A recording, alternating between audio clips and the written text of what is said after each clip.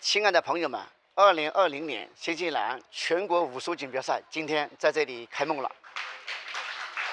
尽管今年由于疫情的因素的影响，今年的比赛的规模比较小，但是依然挡不住广大的武术爱好者、运动员、教练员的热情。那么，武术起源于中国，属于世界。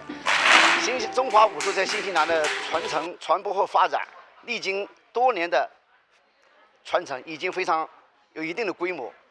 作为我们新西兰湖南总商会，多年来一直致力于支持、帮助新西兰的武术走向世界，期待有更多的朋友能够热爱中华武术，强身健体。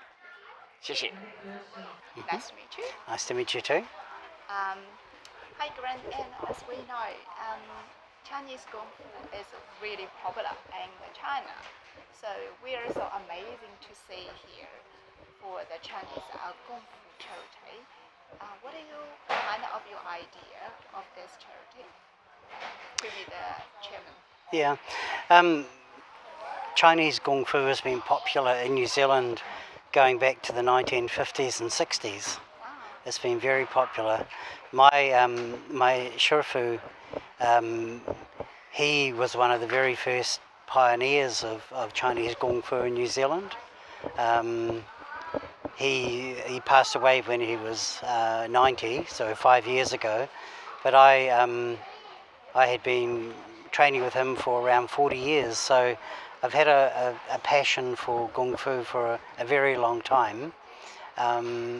And in 1990, when the International Wushu Federation was established, I was asked by the Chinese community to go to Beijing to make New Zealand become a member of that international federation. So that really was the beginning of my promotion of Wushu as a sport, which is what we're doing here today. Okay, great. And how do you think to be successful in the internationally, especially like world, and are we joining all the world competition yet? We have for many years. There are 3 or 4 different kinds of international events. One is for modern wushu and sanda, which is Chinese boxing.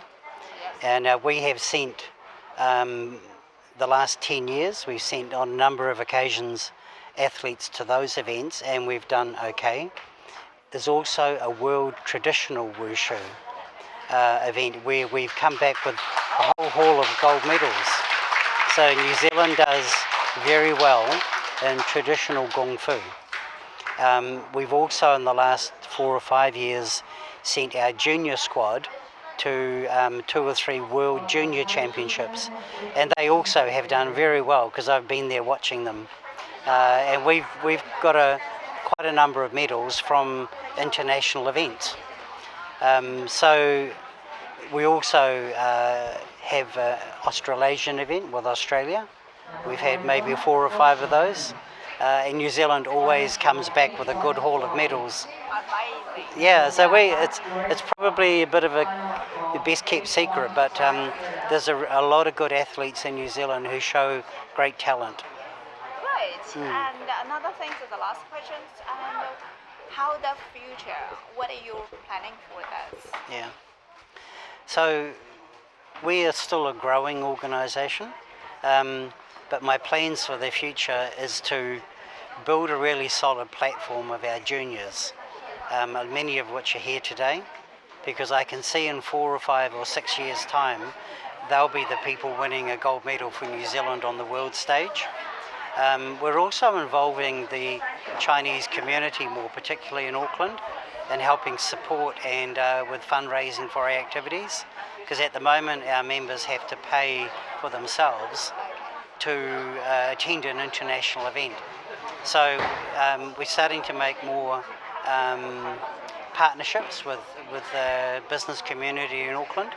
But my goal for the future is to one day have a full-time Wushu academy in New Zealand, potentially in Auckland, where we can have 2 or 3 full-time coaches being able to teach around the clock. And I think that's when you'll see a real expansion in talent and in public awareness. But that's something we're working towards, having our own Wushu Academy in the future. Okay, thank you very much. Thank you, Glen. Okay, thank you very much. Thank you. 今年的比赛呢，比较小，规模比较小，受疫情的影响，然后其他城市没有来参加比赛，但是呢，我们的运动员的水平也比往年要提高了很多。今年我们有40几个项目，然后差不多有接近100个运动员参加比赛，希望他们能拿到更好的成绩。